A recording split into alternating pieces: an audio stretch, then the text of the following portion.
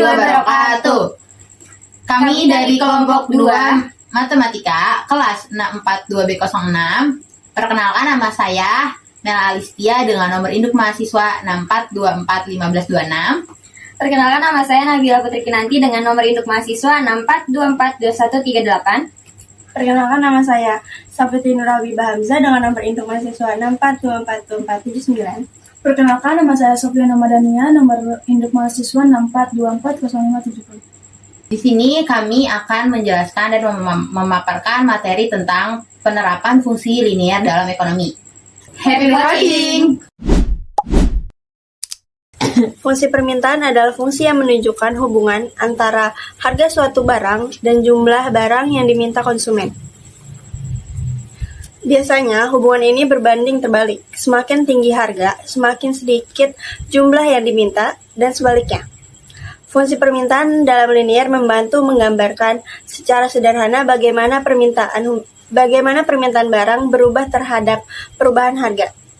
Dalam ekonomi, fungsi ini digunakan untuk analisis pasar, strategi perjualan, dan pengambilan keputusan bisnis yang lebih efektif. Berikut contoh studi kasusnya. Perkenalkan, saya Safitri Nurhabibah. Di sini saya akan menjelaskan fungsi permintaan.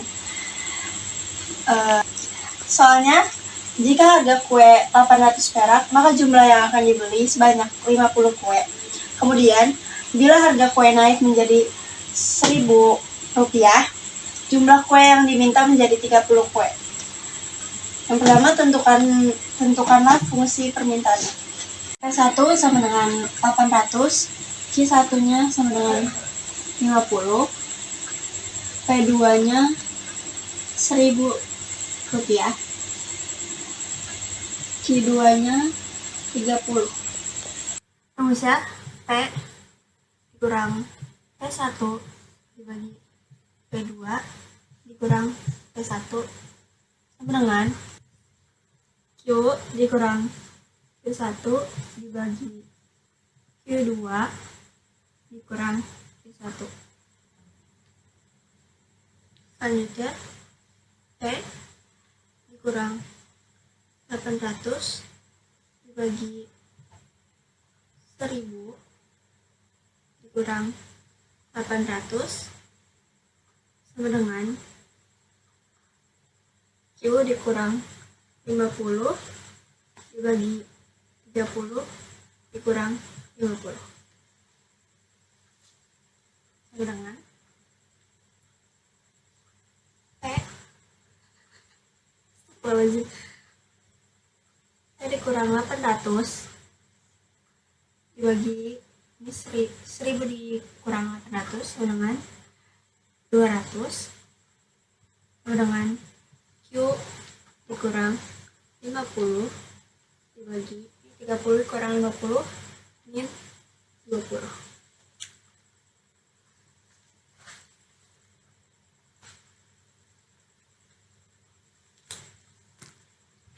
Selanjutnya min 20. Selanjutnya min 20. P dikurang 800 sama dengan 200 dalam kurung Q dikurang 50. Min 20 P ditambah 16.000 sama dengan 200 Q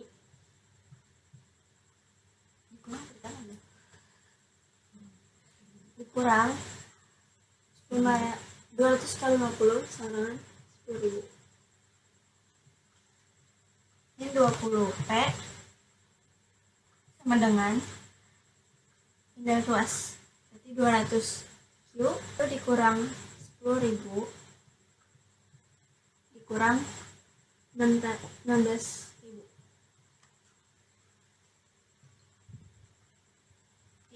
Min 20 P sama dengan 200 Q dikurang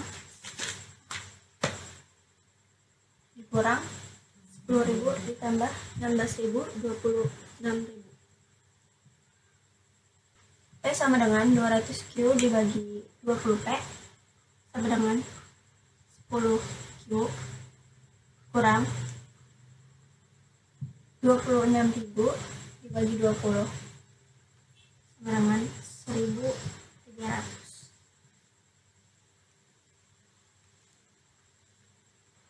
Jadi P sama dengan 10 Q ditambah 1.300.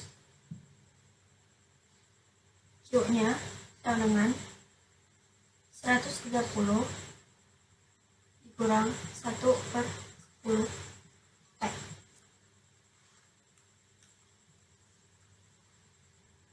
Jadi hasil dari fungsi permintaan P-nya itu 10Q ditambah 1.300, Q-nya 130 dikurang 1/10 P. Selanjutnya, pertanyaan yang B. Banyak kue yang akan dibeli jika harga P sama dengan 900. Q-nya sama dengan 130 kurang 1/10 P. Q sama dengan 130 dikurang 1/10 dikali 900. Q sama dengan 130 dikurang 900 dikali 1 dibagi 10 sama dengan 90. Jadi Q sama dengan 40. Jadi banyak kue yang akan dibeli jika harganya 900 sama dengan 40. Banyak kue yang 40. Selanjutnya pertanyaan yang C. Pada harga berapa kue tersebut dibeli sebanyak 80 kue? P sama dengan min 10 Q ditambah 1.300. P sama dengan min 10 dikali 80 ditambah 1.300. P sama dengan 80 dikali min 10 sama dengan min 800 ditambah 1.300. Min 800 ditambah 1.300 sama dengan 500. Jadi jika jumlah kue yang dibeli 80 kue, maka harganya adalah 500. Berikut grafik fungsi permintaan. Jadi jika harga kue 800, jumlah yang akan dibeli sebanyak 50 kue.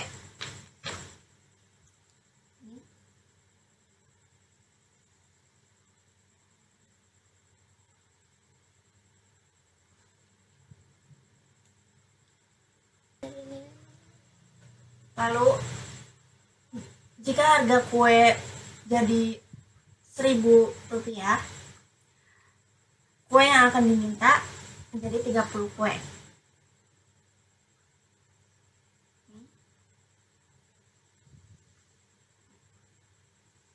Jika harga kue 900,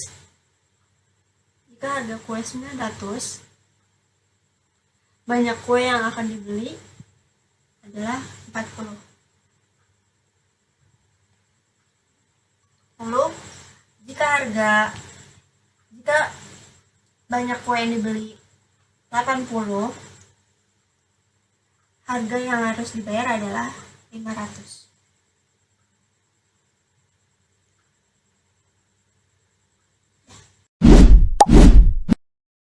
Saya akan menjelaskan tentang fungsi penawaran. Fungsi penawaran adalah fungsi yang menunjukkan suatu hubungan antara harga suatu barang dan jumlah barang yang ditawarkan oleh produsen. Hubungannya berbanding lurus. Semakin tinggi harga, semakin banyak produsen bersedia menawarkan barang. Sebaliknya, jika harga turun, jumlah barang yang ditawarkan juga semakin menurun. Berikut contoh studi kasus. Saya Sofia Numadania akan menjelaskan soal pertama. Pada tingkat harga Rp70.000, banyaknya kaos distro yang ditawarkan produsen 170 unit, sementara harga 150.000 kaos distro yang ditawarkan sebanyak 400 unit. Yang ditanya fungsi penawaran. Nih, yang ditanya kan fungsi penawaran. Nah, diketahui P1-nya 70, Q1-nya 170, P2 150, dan Q2-nya 400. Rumuskan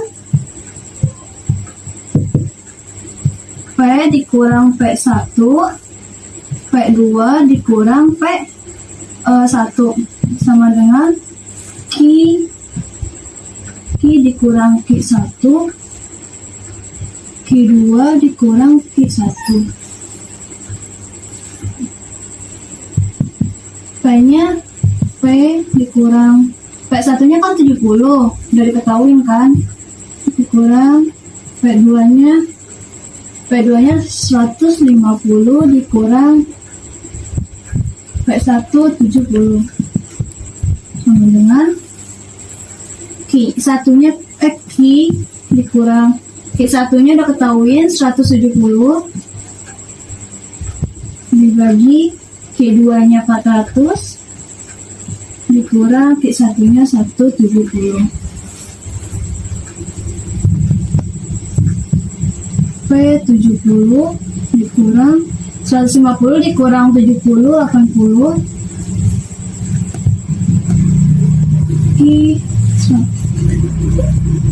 Q 170 dikurang 400 dikurang 170 230 P dikurang 70 sama dengan 80. Q dikurang 170. 230 P ini tinggal kali-kali aja, dikurang 200 kali 70 1600 sama dengan 80 Q dikurang 80 kali 170 13.600. 230 P sama dengan 80 Q dikurang ini tinggal masukin aja 13.600 ditambah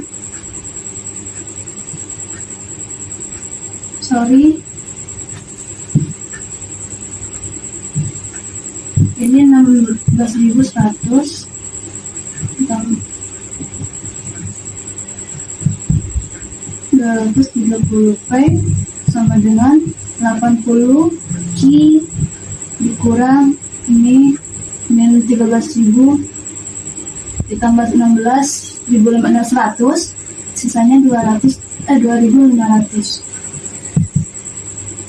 Tinggal masukin aja P sama 230 dibagi 80 kan 0,35 Q dikurang ini tinggal dibagi aja ditambah 10,87.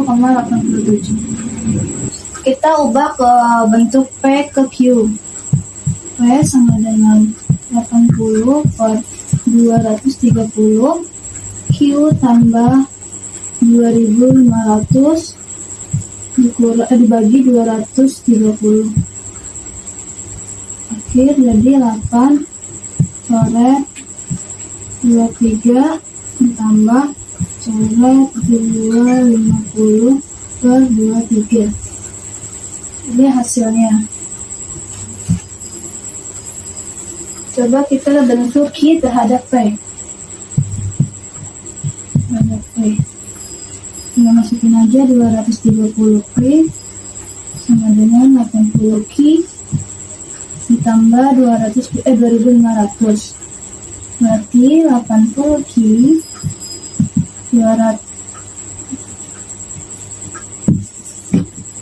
230 P dikurang 2.500. Nah, 80 Q sama dengan 230P dikurang 2500. Ini tinggal coret aja.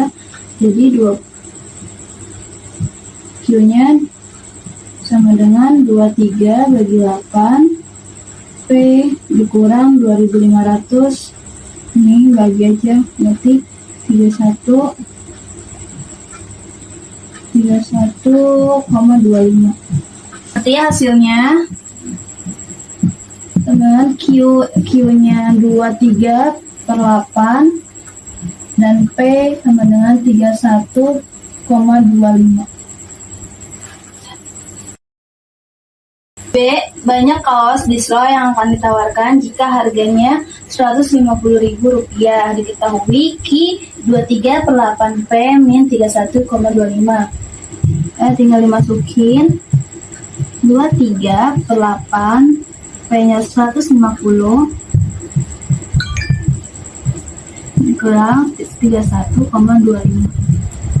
Q sama dengan 23 kali 150 bagi 8 431,25 dikurang 31,25. Ya udah, hasilnya jadi 400. Q dengan 400. Nih, C, pada harga berapakah barang tersebut ditawarkan sebanyak 340 unit?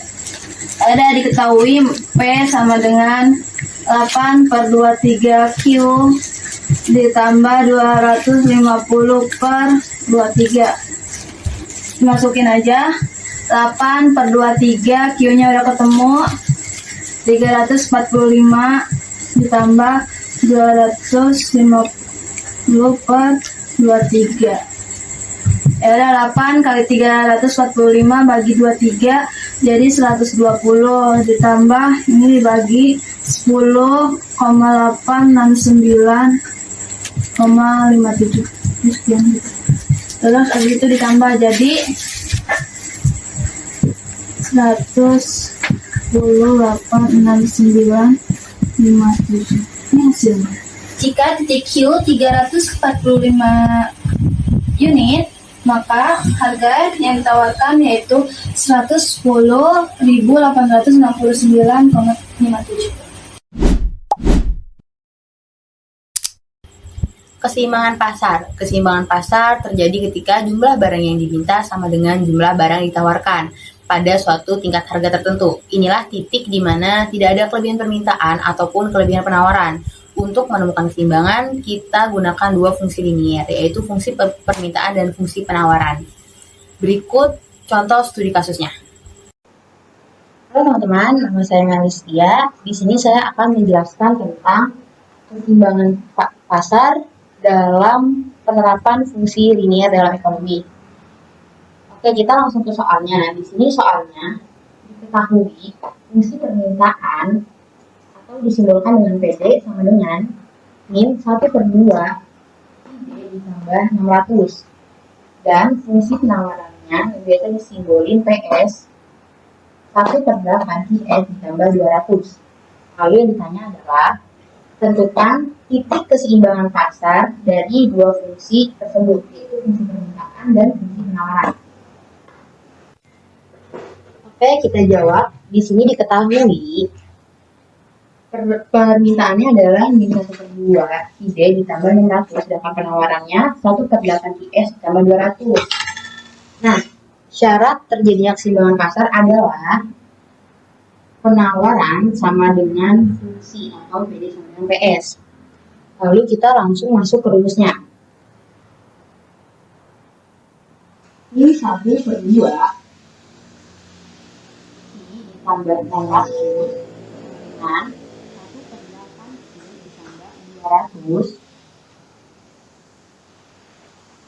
dengan di sini kita akan mengkalikan semua bilangan ini dengan 8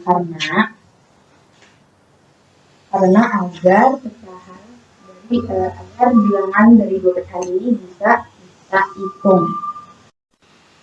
Oke, jadi 8 dikali min 1/2 tutup ditambah 8 dikali 600 dengan 8 dikali 1/8 kurung tutup ditambah 8 dikali 200. Hasilnya adalah 8 dikali 1 sama dengan 8 dibagi 2. Maka hasilnya adalah 4. 4 ditambah 8 dikali 600, hasilnya adalah 4.800. Sama dengan 8 dikali 1 sama dengan 8 dibagi 8. Jadi hasilnya 1 Ki. Atau kita cukup tulis Ki-nya aja. Ditambah 8 dikali 200, hasilnya 1.600. Nah, kita udah ketemu jawabannya. Habis itu kita tinggal pindahin Ki ini, kita pindah luas ke min 4 Ki. Yang tadinya Ki ini positif, kita pindah luas jadi Ki-nya negatif. Jadi 4 Ki ditambah. Jadi 4 Ki dikurang ini sama dengan 4.800.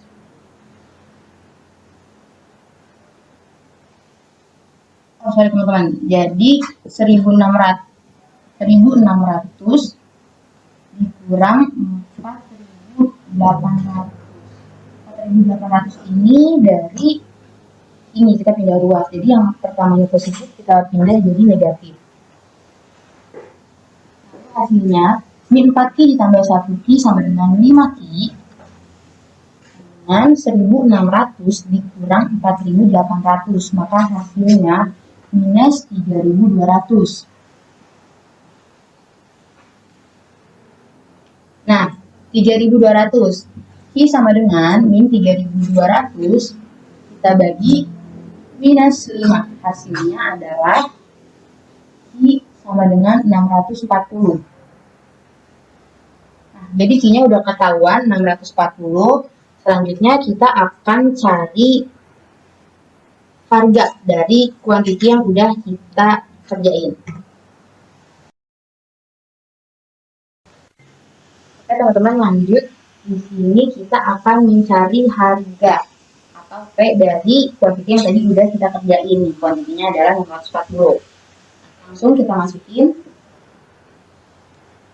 PS sama dengan 1/8 US ditambah 200 dengan 1/8. Ini tadi kita udah ketemu 640. 640 ditambah 200. Hasilnya adalah 1 dikali 640 dibagi 8 sama dengan 80 ditambah 200. Jadi hasilnya adalah 280. Ini adalah P yang harga yang kita cari dari kuantiti 640. Ini 200, P-nya adalah 280. Nah, udah ketemu kuantitinya 640 dan harganya di 280. Oke teman-teman, kita udah ketemu titik keseimbangan pasarnya. Jadi kuantitinya adalah 640 dan harga atau price-nya itu di 280. Nah, selanjutnya kita akan buatkan kurva permintaan dan penawarannya. Terima kasih. Oke teman-teman, ini adalah kurva dari keseimbangan pasar dalam penerapan fungsi linier. Di sini udah diketahui permintaannya adalah 600 dan penawarannya 200. Titik keseimbangannya adalah dari konfirmasi kita cari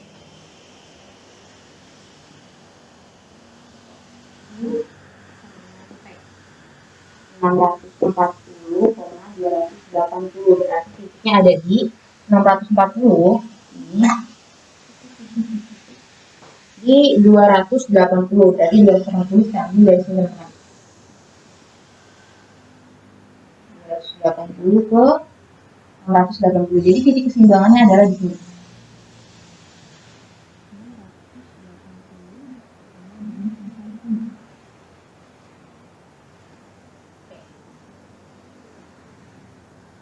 Dan grafik dari permintaannya adalah 600. Berarti kita tarik lurus aja. Ini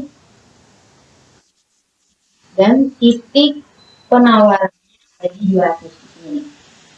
Kita mulai di titik keseimbangan 180 dan kuantitinya di 240. Sekian.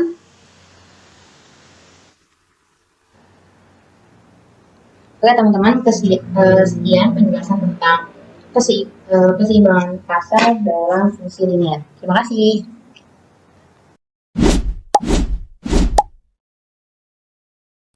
Ini saya akan menjelaskan pengaruh pajak terhadap keseimbangan pasar. Pajak adalah pungutan yang dibebankan oleh pemerintah kepada produsen atau konsumen atas suatu barang. Dalam analisis ekonomi, pajak akan menambah biaya produksi atau pembelian, sehingga dapat mempengaruhi penawaran dan permintaan di pasar. Pajak menyebabkan keseimbangan pasar bergeser, dan harga yang dibayar konsumen serta yang diterima oleh produsen akan berbeda. Berikut contoh studi kasusnya. Halo teman-teman, saya Nabila. Saya di sini mau menjelaskan tentang pengaruh pajak terhadap keseimbangan pasar. Yang pertama, itu soalnya adalah permintaan suatu barang ditentukan oleh persamaan atau yang biasa kita sebut sebagai PD sama dengan min 4Q D tambah 40. Sedangkan fungsi penawarannya yang biasa kita sebut sebagai PS itu 2QS ditambah 4. Apabila pemerintah menggunakan pajak sebesar Rp6 per unit terhadap barang tersebut, maka soalnya adalah dimintanya menentukan harga dan jumlah keseimbangan sebelum dan sesudah pajak. Di sini yang sudah diketahui adalah PD-nya.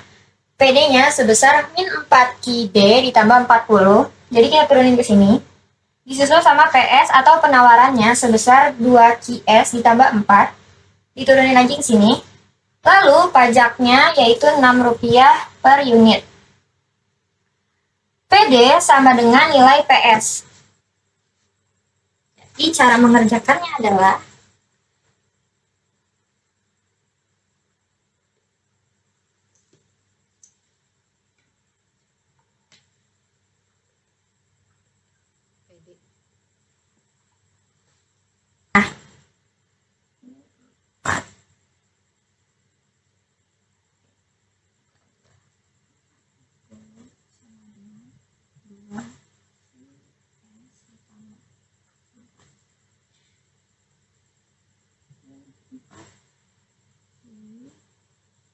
ini dipindah ruas ya teman-teman.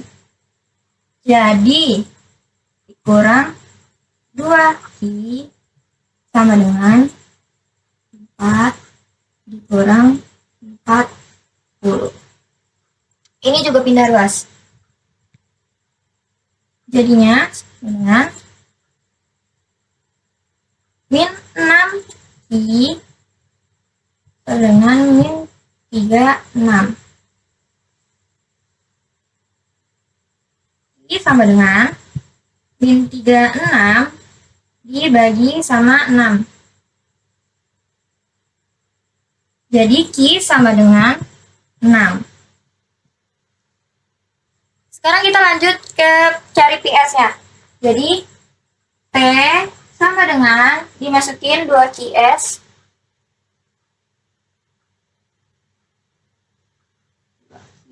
tambah 4 sama dengan 2. Tadi kan Q-nya udah ketemu nih teman-teman, 6. Dimasukin 6 tambah 4. 12 sama dengan 16. Keseimbangan pasar sebelum pajak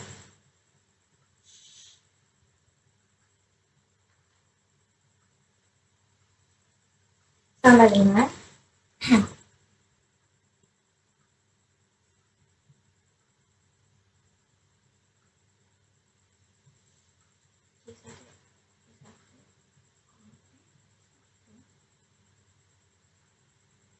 dengan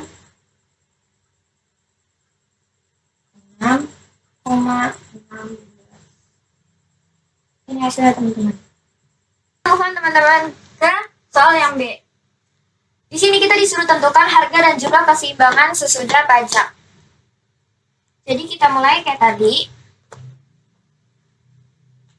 Ditulis dulu PS sama dengan 2IS ditambah 4. Ini kan rumus aslinya dari penawaran. Tapi kita tambahin 6 karena pajaknya itu udah diketahui Rp6. Jadinya kayak gini. PS sama dengan 2IS tambah 4 ditambah 6. Jadi PS-nya sama dengan 2IS ditambah berapa tadi? 6 tambah 10. 10. Jadi 2QS tambah 10. Masih sama kayak yang tadi. PD itu sama dengan PS. Jadi kita tulis nih di sini. Min 4 ID tambah 40 sama dengan 2IS ditambah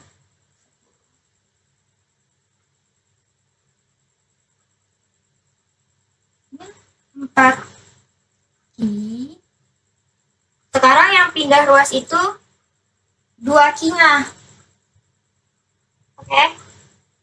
Pindah ruas ke sini jadinya dikurang 2Q sama dengan 10 dikurang sama 40.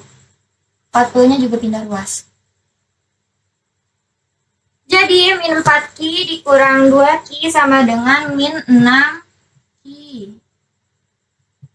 Terus 10 dikurangin 40 sama dengan min 30.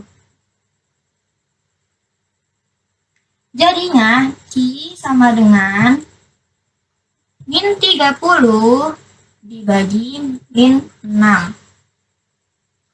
Jadi Q di sini nilainya sama dengan 5. Hai teman-teman, sekarang aku mau bikin kurvanya. Yang pertama, kan ini permintaannya adalah kurva permintaan dan penawaran sebelum dan sesudah pajak. Di sini aku mau bikin dulu kurva permintaannya. Langsung aja kita tarik garis dari 40 ke 10. Buka.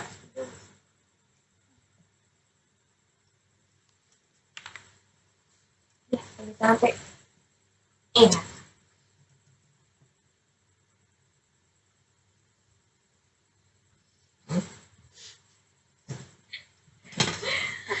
Habis itu sekarang kita bikin kurva penawaran sebelum pajak. Hasil dari P 2Q tambah 4 yaitu 6,16.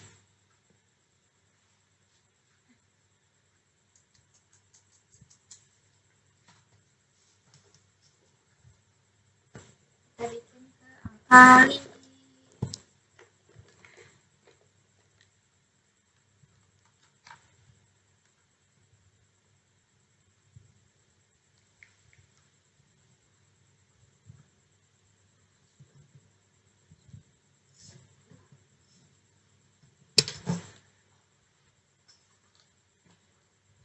selanjutnya adalah kurva penawaran sesudah pajak. Hasil dari P sama dengan min 2Q ditambah 10 itu adalah 5,20. Kita tarik garisnya ke atas seluruh.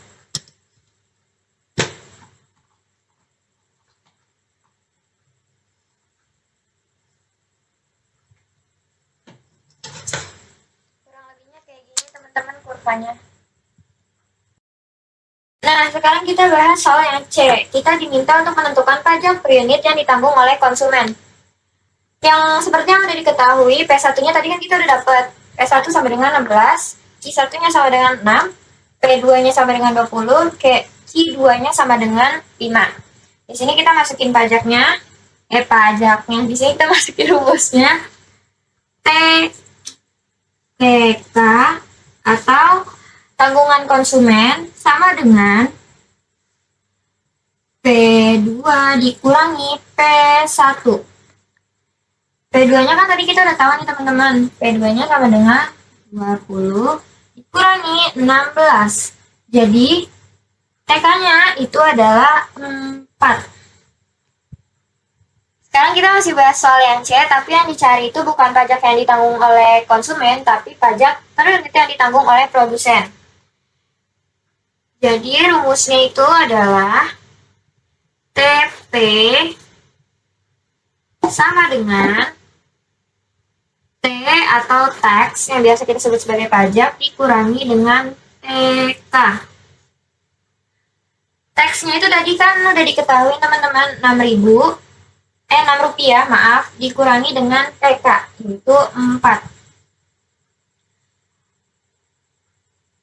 Jadi 2. Jadi TP-nya adalah 2 teman-teman nilainya. Nah, sekarang kita move ke soal yang D. Yang minta di sini kita diminta untuk menentukan total pajak yang ditanggung oleh konsumen dan juga produsen. Kalau tadi yang kita cari itu Yang kita cari itu pajak per unit. Nah, kalau sekarang itu total pajaknya, total dari semua pajaknya. Jadi di sini TK sama dengan Q2 dikali TK. Tadi Q2-nya kan kita udah sama-sama tahu kawan-kawan bahwa hasilnya itu 5 dan TK-nya itu adalah 4. Jadi 5 dikali 4 sama dengan 20. Sekarang kita move ke total pajak yang ditanggung oleh produsen. TP sama dengan Q2 dikali TP sama dengan 5 kali 2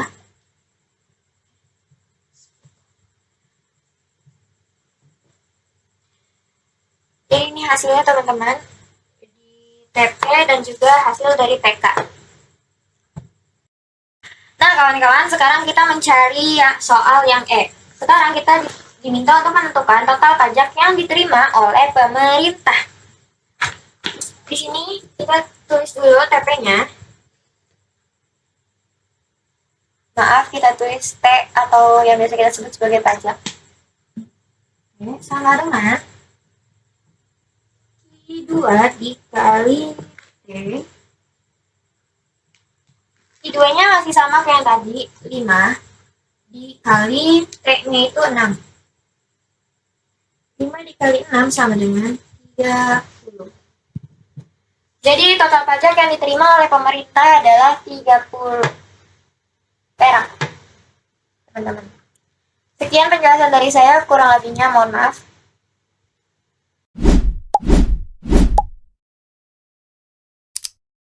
Pengaruh subsidi terhadap keseimbangan pasar. Subsidi adalah bantuan uang dari pemerintah kepada produsen atau konsumen untuk menurunkan harga jual barang atau mengurangi biaya produksi. Dalam pasar, subsidi akan menambah keuntungan produsen atau mengurangi harga beli konsumen sehingga dapat menggeser keseimbangan pasar. Pengaruh subsidi terhadap fungsi linear. Biasanya subsidi diberikan per unit barang. Misalnya Rp5 per unit, ini akan membuat produsen menerima tambahan Rp5 sehingga mereka bersedia menjual lebih banyak pada harga yang sama. Berikut contoh studi kasusnya. Oke, di sini aku akan menjelaskan soal pengaruh subsidi terhadap keseimbangan pasar. Soalnya, fungsi permintaan suatu barang ditunjukkan oleh persamaan PD sama dengan 2QD ditambah 40, sedangkan fungsi penawarannya PS sama dengan min QS ditambah 10. Apabila pemerintah memberikan subsidi sebesar Rp6 per unit terhadap barang tersebut. Yang pertama, tentukan harga dan jumlah keseimbangan sebelum dan sesudah subsidi.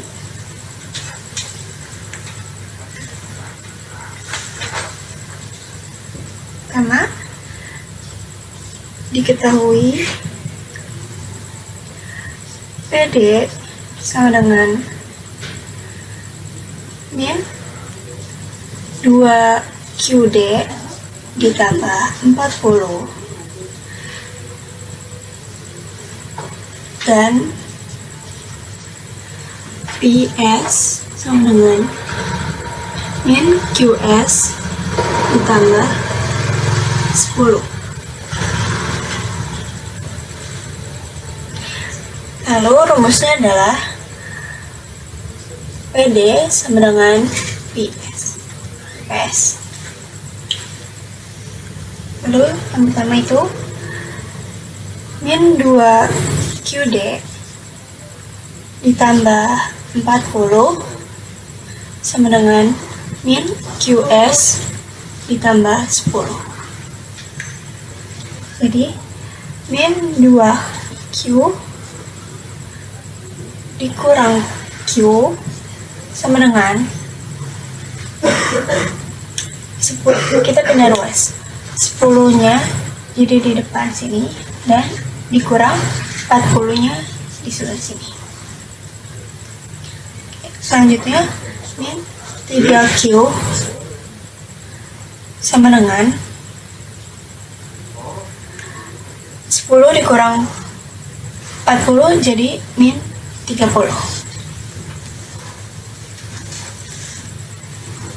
Jadi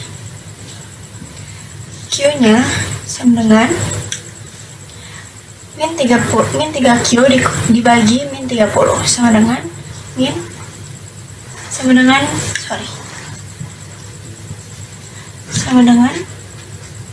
10. Jadi Q-nya sama dengan 10.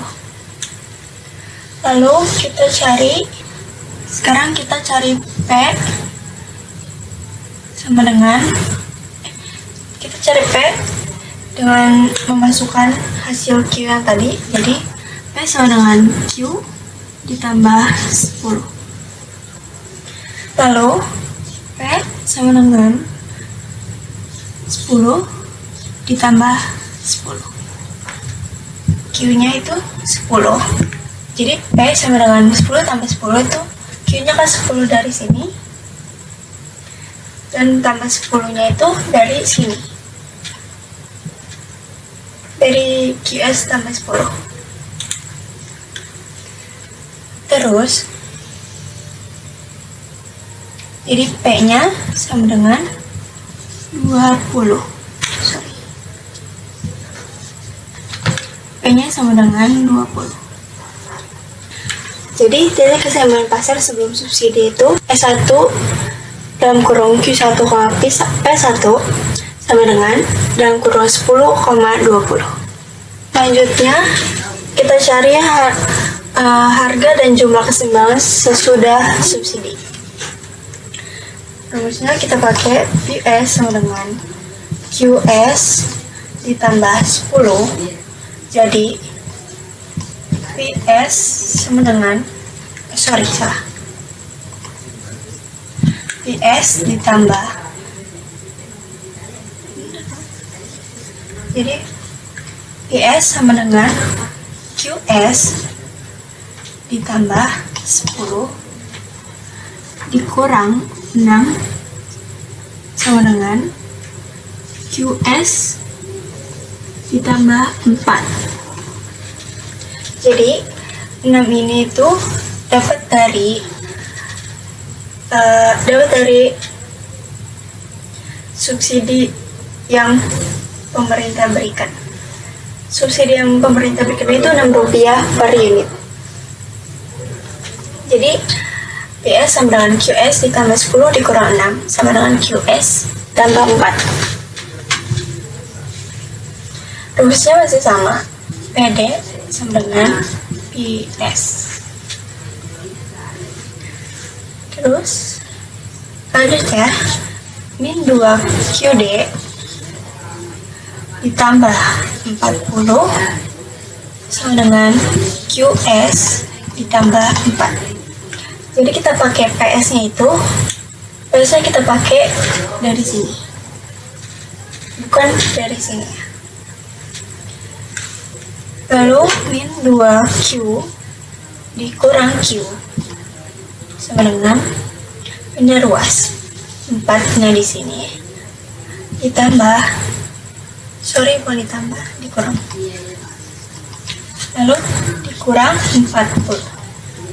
Selanjutnya min 3Q sama dengan 4 dikurang 40 sama dengan min 30. Dengan min 36. Oke.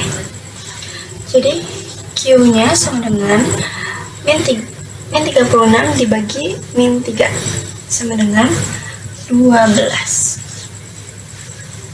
Jadi Q-nya adalah 12.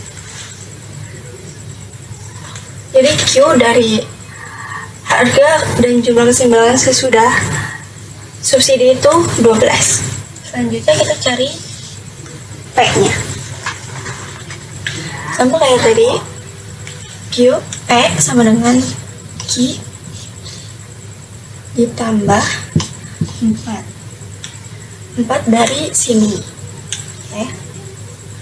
Lalu P sama dengan 12 ditambah 4.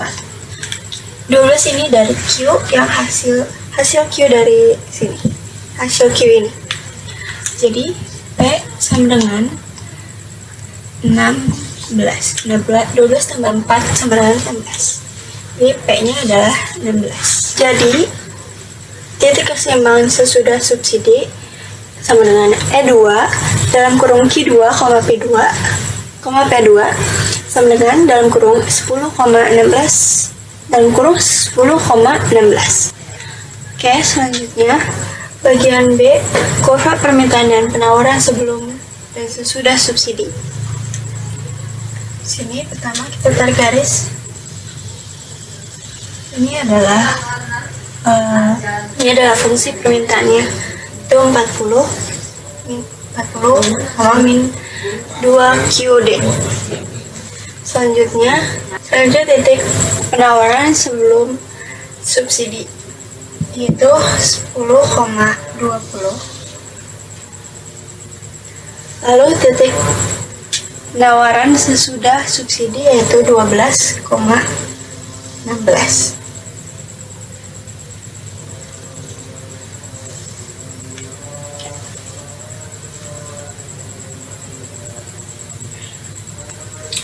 Jadi ini adalah kurva permintaan dan penawaran sebelum dan sesudah subsidi. Selanjutnya bagian C, subsidi per unit yang diperoleh konsumen dan produsen. P1 sama dengan P1 dikurang P1-nya 20, P2-nya 16. Jadi 20 dikurang 16 sama dengan 4. Jadi subsidi konsumennya adalah 4. Selanjutnya subsidi per unit yang diperoleh oleh produsen. Terus itu SP sama dengan S dikurang SK.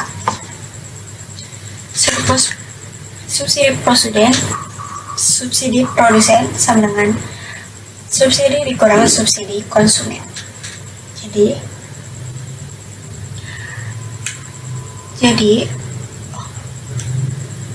6 dikurang 4 sama dengan 2. 6 ini dari subsidi yang diberikan oleh pemerintah. Jadi SP-nya itu 2. Jadi subsidi per unit yang diperoleh konsumen dan produsen, subsidi konsumen yang diperoleh itu 4, subsidi produsennya 2. Selanjutnya yang bagian D, total subsidi yang diterima konsumen dan produsen. Pertama kita cari konsumen terlebih dahulu. Terus itu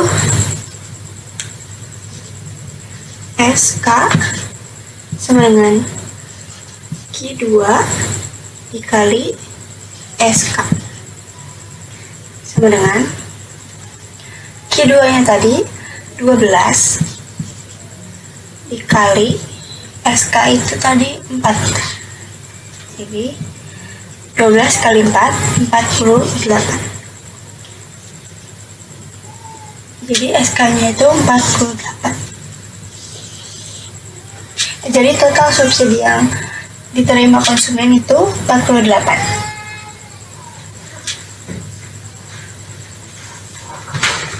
Selanjutnya,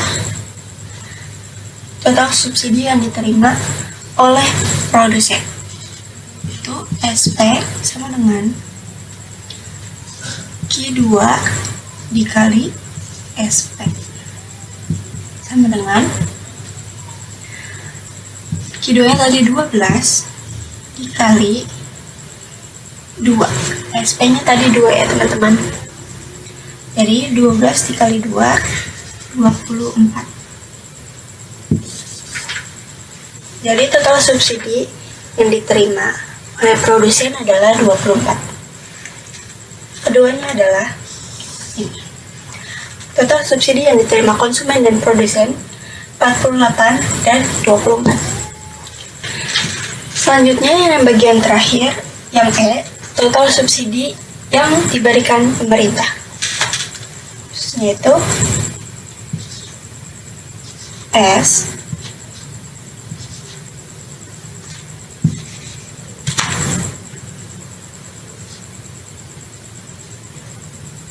sama dengan Q2 dikali S. Q2 nya tadi 12 dikali S. S itu ini subsidi yang diberikan oleh pemerintah. Jadi dikali 6 sama dengan 12 dikali 6 itu 72. Oke, jadi total subsidi yang diberikan oleh pemerintah itu sebesar 72. Sekian penjelasan pengaruh subsidi terhadap keseimbangan pasar dari saya. Kurang lebihnya mohon maaf. Terima kasih.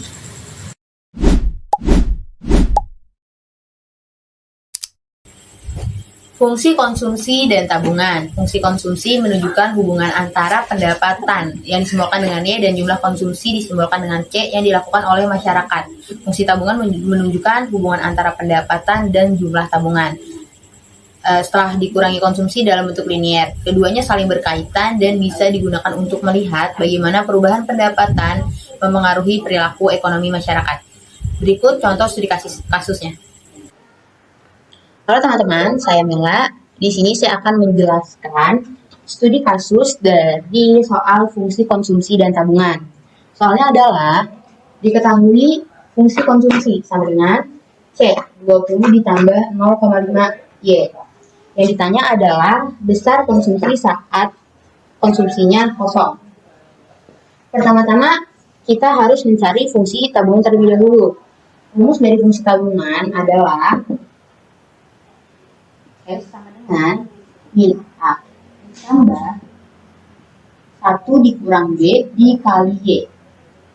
Oke, kita masukin aja langsung soalnya. Jadi A ini adalah 20 ini adalah A, dan 0,5 adalah B. Jadi min 20 ditambah 1 dikurang 0,5 dikali Y. Sama dengan min 20 ditambah 1 dikali Y sama dengan 1 Y. Atau tadi kita rumusin aja jadi Y. 0,5 Y sama dengan 0,5 Y. Jadi 1 Y dikurang 0,5 Y sama dengan 0,5 Y. Lanjut. Jadi fungsi tabungannya adalah min 20 ditambah 0,5 Y. Ini hasil dari fungsi tabungan. Selanjutnya kita akan menjelaskan besar konsumsi saat konsumsinya adalah kosong. Oke, teman-teman, di sini kita akan mencari besar konsumsi saat konsumsinya adalah kosong. Jadi kita langsung jawab, S sama dengan min 20 ditambah 0,5 Y. Karena konsumsinya kosong, jadi 0 sama dengan min 20 ditambah 0,5 Y sama dengan 20-nya kita pindah ruas, teman-teman. Jadi minus 20 menjadi 20 positif. Lalu 0-nya kita pindah ruas, jadi 0 ditambah 0,5 Y. Ini adalah 20 sama dengan 0,5 Y. Lalu kita bagi 0,5 dibagi 20 sama dengan 40. Jadi jawaban Y-nya adalah 40. Jadi jadi besar konsumsi saat konsumsinya kosong adalah 40. Berikut kita akan membuat kurva grafik dari fungsi konsumsi dan tabungan. Oke, teman-teman, berikut grafik dari fungsi konsumsi dan tabungan. Diketahui saat konsumsinya kosong, jadi besar konsumsi saat kosong adalah 40, Y-nya 40 dan Y-nya 40, berarti titiknya ada di sini. 40. Nah, terus dari soal C-nya adalah 20 tambah 0,5, jadi kita tarik lurus aja dari sini. Kita tarik lurus ke dan fungsi tabungannya yang tadi kita hitung bareng-bareng adalah minus 20 ditambah 0,5. Jadi kita tarik dari sini ke atas, kita tarik lurus. Jadi inilah grafik dari fungsi konsumsi dan tabungan. Dan dari saya, terima kasih.